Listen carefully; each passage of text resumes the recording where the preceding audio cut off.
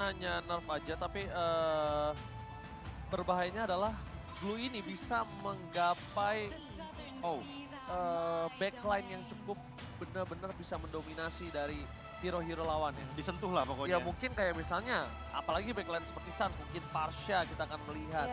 Mungkin juga di sana akan ada hero-hero seperti Eve. Tapi walaupun Valentina tetap menjadi salah satu prioritas untuk seorang Sans, yang bisa aku lihat adalah ini Valentina terbuka. Valentina terbuka, Faramis terbuka, Eve, Farsha juga masih terbuka.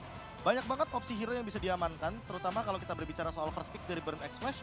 Mereka sepertinya ada identifikasi juga akan mengamankan kepada Faramis. Tapi jangan lupakan, kemarin ada perubahan juga dari satu hero yaitu adalah Bane. Yang membuat Bane ini seolah nantinya bisa dijadikan favorit hero di MSC 2023. Bane, Balmond itu kalau untuk teamfight dan secure objektif, seperti yang kita tahu dia punya utility tersendiri, ada efek stun, instan juga. Kalkulasinya jadi lebih mudah untuk jungler-jungler ketika ingin mengamankan retribution. Tapi masalah utamanya sekarang yang mungkin aku agak sedikit prediksi untuk Balmond dan segala macam atau Bane. Bane itu memang cukup capable. Menurut aku Bane itu cukup capable. Tapi kalau untuk Balmond ini depending. Kenapa? Karena balik lagi, sustainability teamfight dia dibandingkan Bane itu lebih kuat Bane dibandingkan dirinya. Jauh. Karena kalau ngomongin burst yang instan, dua-duanya sama punya burst instan. Walaupun dari segi objektif gaming kita tahu Balmond ini lebih kuat untuk men-secure. Cuma kalau kita ambil Balmond, ini gimana caranya frontliner mereka selain Balmond ini bisa juga melakukan covering up terhadap dirinya. Gampangnya gini, perbedaan heal-nya aja udah kelihatan. Iya. Bane itu dia tinggal minum aja ya kan, minum air lautnya itu nge-heal. Betul. Sementara kalau misalkan Balmond itu kan harus last hit. Entah kepada minion, monster jungle, atau bahkan hero yang kalau memang bonusnya itu dilipat gandakan. Tapi kalau kita melihat untuk yang sekarang, dengan Fredrin yang di first pick oleh Burn Express ini menandakan mungkin akan menuju kepada hero-nya Cema.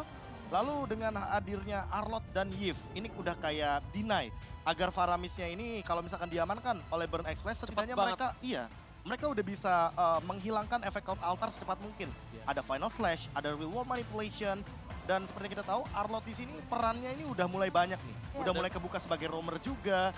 Sekarang kita melihat sebagai XP laner juga dia landingnya sangat kuat dan udah nggak ada glue. Jadi lawan match up-nya mungkin yang tersisa cuma Joy. Buat sekarang Lancelot diambil Lancelot jungler, Valentina untuk Siket, dan sepertinya Fredrin akan diamankan oleh ATM.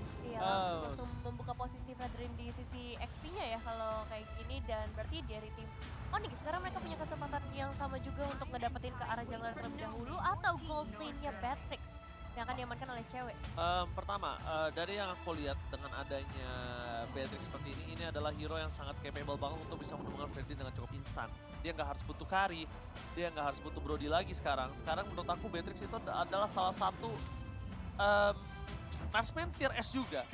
Di balik ada One, di balik ada Melissa, di balik ada Cloud. Kenapa?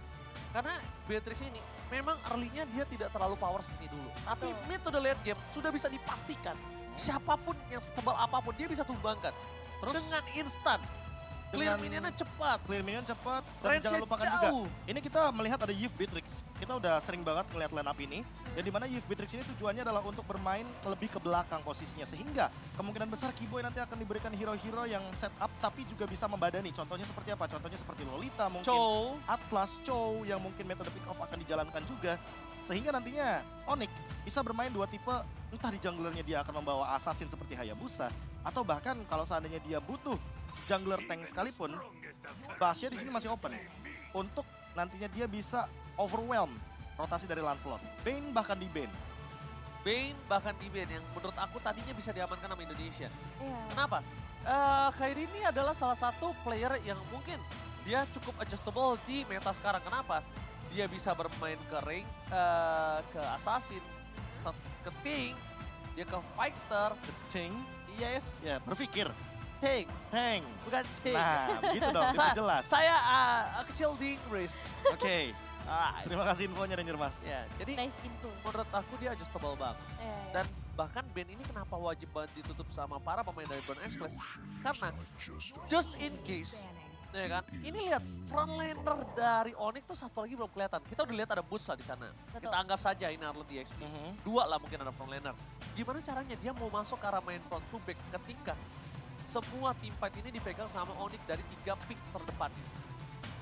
Ya, Kita ngomong 3 pick bahasa terdepan ya. gampangnya gimana caranya main front to back juga, karena kalau kita melihat dari bandnya Cloud Atlas, Burn Flash kayak seolah dipaksa untuk membawa carry yang single target. Dan tidak bisa jump in ke backline. Ya, tidak bisa Iya. jump in ke backline sehingga Yves dan Beatrixnya ini lebih aman, lebih safe posisinya. Namun kalau kita bermain carry di posisi ini untuk Burn Flash, mau tidak mau, ini Lolita adalah hero yang sangat mahal untuk Onyx itu sendiri. Dengan di-ban, kemungkinan besarnya, kalau Lolita di-ban di sini berarti kalau nggak di-ban ya udah, itu poin plus banget. Ya, Franco yang di-ban kali Opsinya ini. jadi banyak. Wow. Dan- Kayak menurut aku pribadi dan ini cukup berbahaya sih. Dia agak membuka sangat bebas dengan permainan yang dimiliki dan bahkan ini akan bisa ada Lolita. Kenapa? Oh, baik. Oke, berarti Arlott as a roamer dong. Arlott Romer berarti di sini posisinya. Arlott roamer dong kalau gini kasusnya. Iya dong. Kemungkinan besar. Karena seperti yang kita tahu, Uranus ini kan kemarin juga baru sempat ada buff sedikit, yaitu dari damage Ionic-nya, yang dimana itu akan mempermudah laning phase dari Uranus. Dan kita tahu sendiri, dengan permainan ATM, kalau dia pegang Fredrin di arah XP, tentu clearing wave powernya tidak sekuat Uranus. Karena Uranus ini jatuhnya controller. Dia yang akan pegang nantinya di laning jauh dari Lord. Sehingga ya Onyx nggak perlu takut lagi kalau seandainya nanti Lancelot-nya akan main dua lane sekalipun, dia udah ada yang handle minionnya. Mereka bisa main 4-1 setidaknya.